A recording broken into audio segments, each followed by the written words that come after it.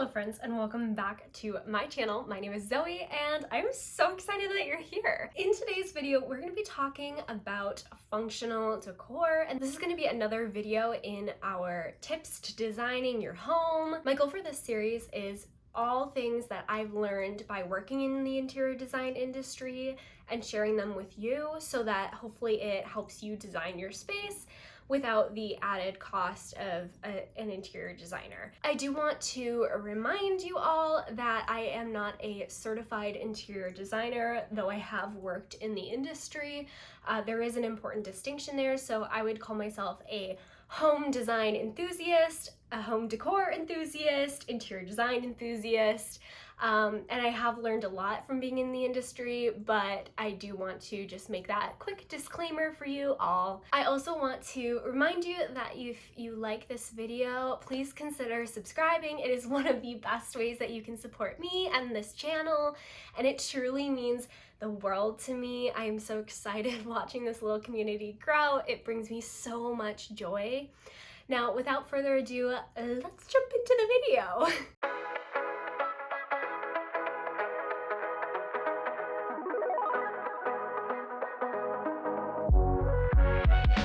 So we're going to be talking about functional decor and functional design, and I just want to touch base, like, what is that? When I say that, what does that mean?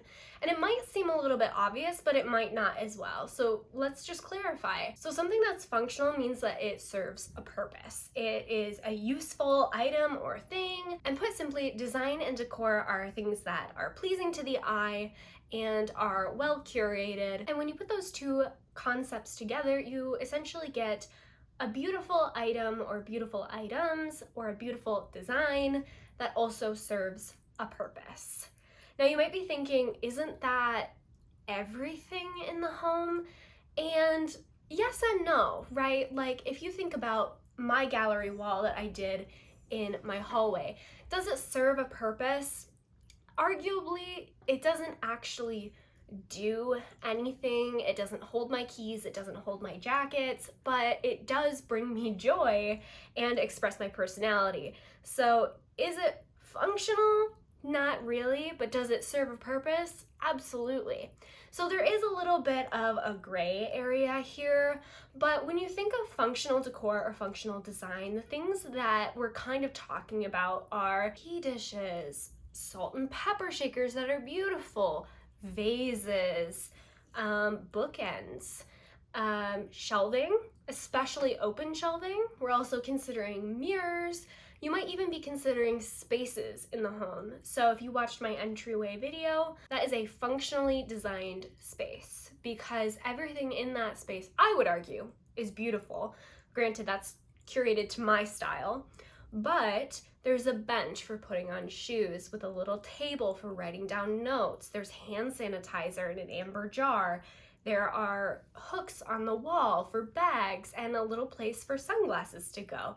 So that is a functionally designed space. And when we talk about functional decor, these are the things that we're talking about. As another little point to this, you've probably heard the saying that form follows function, and this is essentially functional decor to a T. The other thing that I want to clarify is, why is functional decor important? Now you probably already know a little bit of the reasoning behind this after we've just talked about what it is, but let's just dive right in. One of the main reasons that I feel functional design and decor is important is because impracticality in design is one of the most frustrating things, especially in your home. And it honestly defeats the purpose of design almost entirely.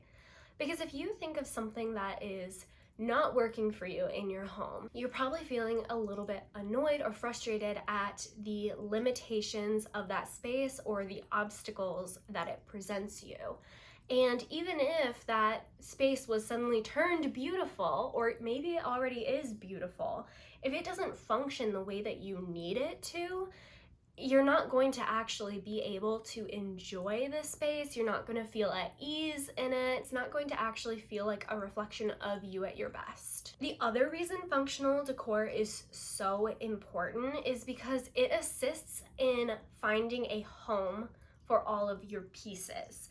So what I mean by this when I say finding a home is it gives all of your pieces a designated spot that you will always find them and that they will always go. A really easy piece to consider for this that gives items homes is a key dish. I know we've brought that up a lot already in the video, but it really is the perfect example. If you have a beautiful key dish, maybe it's a ceramic bowl or plate, maybe it's a jar, whatever it happens to be, that item is both beautiful and functional because it gives your keys a place to live. If you're like me, I've locked myself out so many times because I forget my keys, but if my keys are in the key dish, it's a lot less likely to happen.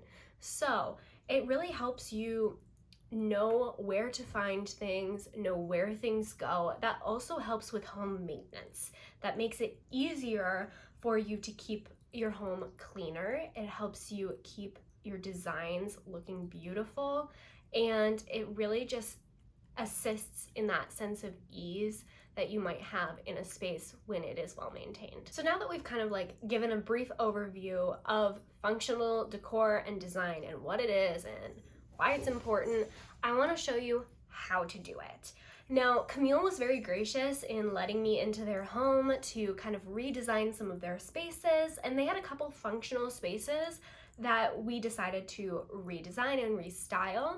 So I want to share those with you and kind of walk you through the process. So let's jump into that. The very first thing that you should do when you are looking to design a new space, especially if it's one with high usage, high function, high traffic, is you need to isolate the key uses of that space. Now in Camille's home, we were redoing their kitchen shelving, and one of the key uses of their kitchen space is obviously for cooking. So when we're looking at these shelves, we want to consider the function of the space that they're in. So these shelves should assist Camille in cooking. The next thing that you want to consider is, especially if you're doing an isolated area like a shelving unit like we were, is you want to consider what the needs are of the space that you're designing. This can be different from the function of the space because your needs might be smaller portions that assist in that function. So for example, one of Camille's needs for the shelving unit was to have their cookbook within easy access. In order to cater to this need for Camille, I made sure that their cookbook actually stayed on the bottommost shelf because it was in easy reach, and I also layered it with an olive oil and balsamic vinaigrette container, as well as a little ring dish so that they can take off any jewelry when they're baking or cooking. So those are examples of how to layer in things that are both functional and pretty. The other thing that I layered in was their mixing bowls right next to their cookbook, as well as some candles just for a pretty pop of color. So not everything on the shelving needs to be perfectly functional, but you want it to have high functionality. After you isolate your needs, it's time to start looking for solutions to make things pretty or decorated or designed. You can do this a multitude of ways. You can obviously use some of the things that you have around your home, like if you have beautiful servingware or dishware, that's a really easy way to layer in things that are beautiful and also functional. If you don't have like beautiful containers, things like that, it's really easy to thrift them.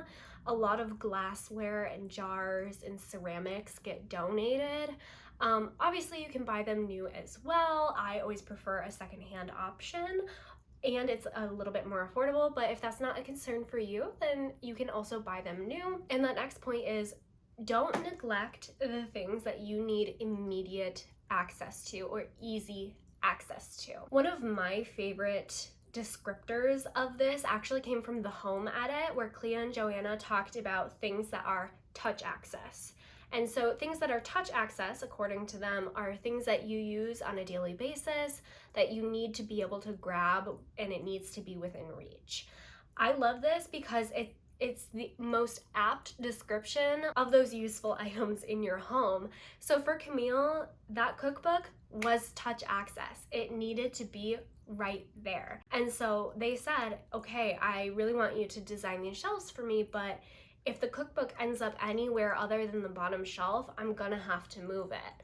And they were totally willing for me to put it somewhere else on the shelves just for the look, but that wouldn't have actually served them.